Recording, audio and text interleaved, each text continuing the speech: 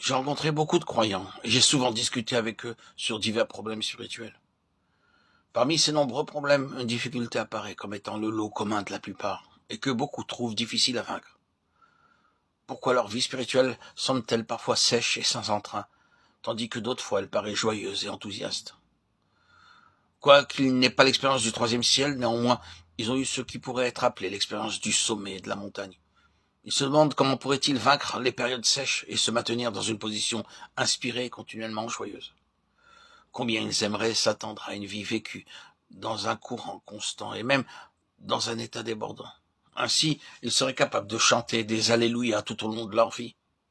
Tel est donc le problème que beaucoup de croyants désirent résoudre.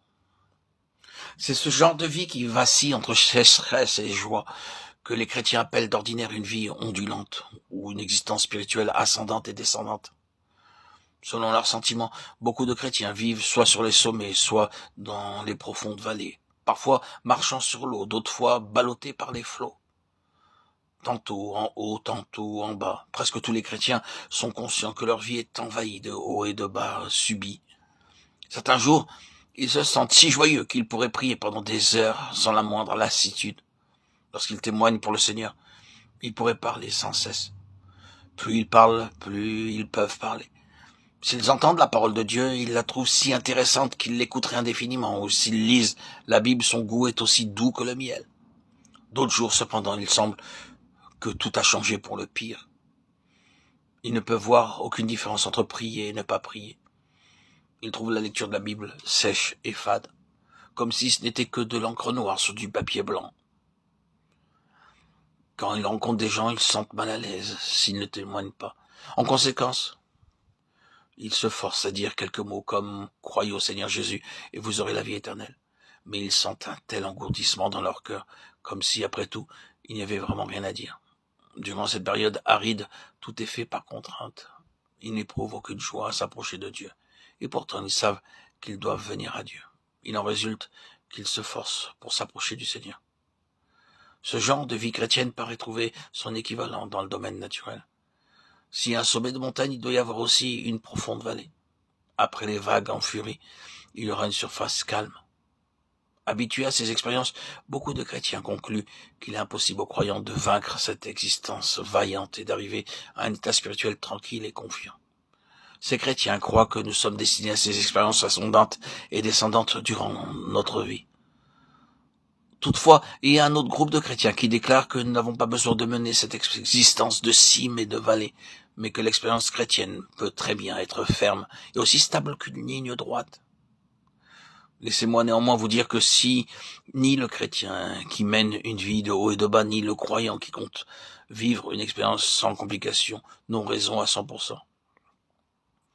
Si nous souhaitons trouver le principe sur une certaine matière, nous devons d'abord rassembler les expériences spirituelles de plusieurs groupes de personnes et essayer alors de découvrir une règle commune à tous. Par exemple, afin de tirer une conclusion à propos d'une certaine maladie, il est nécessaire que l'on examine ses symptômes et ses effets sur des centaines ou même des milliers de personnes atteintes de la même maladie. Si l'examen de tous ces malades révèle le même commencement et la même fin, nous pouvons porter alors un jugement commun à ce sujet.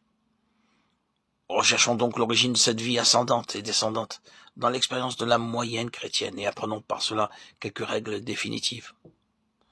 Nous savons que la vie d'un croyant commence quand il est sauvé. Lorsqu'une personne est née de nouveau, est-elle triste? Au contraire, elle est très heureuse. Parce que le premier jour qu'un homme trouve un trésor, il ne peut contenir généralement sa joie. C'est vrai aussi en ce qui concerne la personne récemment sauvée. Le jour où une personne sait que, parce qu'elle a cru en Jésus-Christ, elle a reçu la vie éternelle, elle est passée de la mort à la vie et par conséquent n'est plus condamnée. C'est le jour le plus heureux de sa vie. Pourtant, je me demande, ce bonheur dure-t-il toujours? Non, seulement pendant quelque temps. Ce sentiment de bonheur disparaît par la suite. Combien de temps dure-t-il en vérité? Cela varie selon les personnes.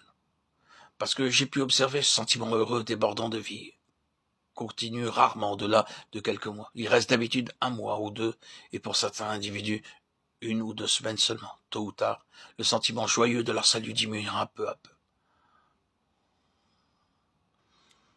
Dieu ne change jamais, ni l'œuvre du Seigneur. Jésus ne connaît le moindre changement, ni le Saint-Esprit ne change jamais.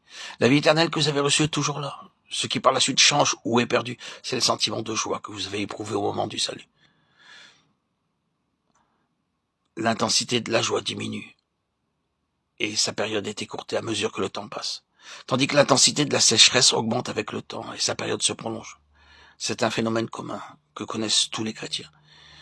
Il n'y a rien d'accidentel à ce sujet. Beaucoup de saints ont la même expérience, puisque ceci n'est pas quelque chose d'accidentel. Il doit y avoir une main derrière qui l'ordonne. Quelle est cette main? C'est la main de Dieu. C'est Dieu qui fait diminuer l'intensité de notre joie et qui l'abrège avec le temps. C'est lui qui fait augmenter l'intensité de notre sécheresse et qui l'allonge avec le temps. Les chrétiens anormaux, c'est-à-dire ceux qui ont péché et ont déserté, n'ont naturellement aucune joie. Les chrétiens supérieurs qui cherchent Dieu avec sincérité depuis le début même et qui se sont donnés sans réserve éprouvent une joie spéciale après chaque nouvel effort. Chaque fois qu'ils voient le travail de Dieu, ils entrent dans une joie spéciale. Les deux, la normale et le supérieur, sont l'exception. Ici, je parle seulement aux chrétiens en général.